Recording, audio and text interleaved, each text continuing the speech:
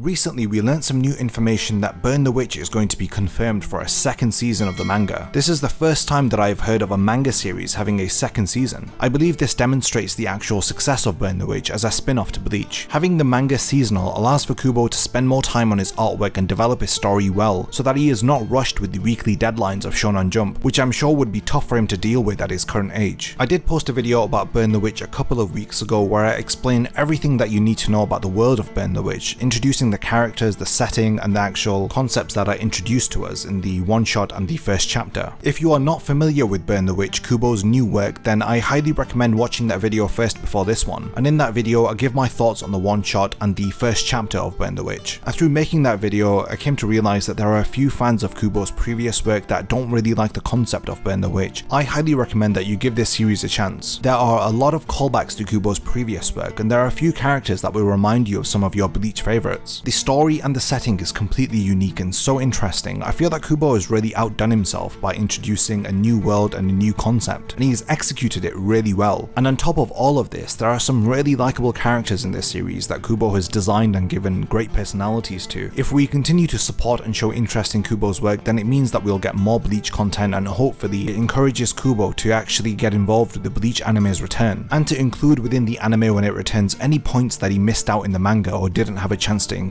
Like, I know specifically that Urahara and Yuriichi's backstory was supposed to be included in Urahara's battle against Askin, but due to his decision to end the manga, this wasn't included within the manga. So hopefully if we support Kubo's work, we may be able to get more of his involvement and hopefully more work from him in the future. And for the rest of this video, I want to go over my thoughts and analysis on chapters 2, 3 and 4 of Burn the Witch. Then after that, I want to give my thoughts on where Burn the Witch may be heading in the future with season 2. So let's begin with chapter 2 of Burn the Witch. The second chapter of Burn the Witch begins with a character called Macy departing from the band Cecil Died Twice. In the prior chapters, we learn that this is the band that Nini is the leader of. We then see Noelle going about her day-to-day life. We see her interacting with multiple different creatures who we learn are referred to as light dragons. They are called this so that they can be distinguished from the dark dragons. They vary in shape and form, and the majority of them help to serve the citizens of Reverse London. We see various different examples as they act as natural resources, like a radio wave booster or a plant pot. Some of them are used to clean water, and we see another example of one being used as a mass transport vehicle. When Nini hands Balgo a newspaper to read, he assumes that it is from Front London, but Noelle taps on it and it reveals the Reverse London version of the paper. It changes from the London press to the Reverse London press. It is things like this that help us to understand how the two worlds are separated from each other. The chapter really begins when Noelle and Nini are told by their superior Billy Banks Jr. that there is an important mission for them to do, and they will be rewarded 5 times the money and 5 times the achievement points. Because it's a Saturday, they initially refuse to do the job, but because they are going to be rewarded 5 times more than normal, this really gets them interested. Their mission involves capturing an illegally reared dragon.